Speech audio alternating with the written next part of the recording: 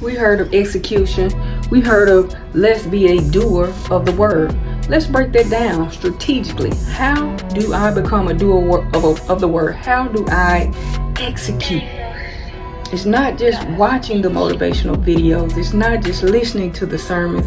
It's not just reading the book, but it's taking what you receive from the book, what you understand strategically. Writing a plan, write that vision. Writing the vision is not for just huge things. Writing the vision to be a better version of you.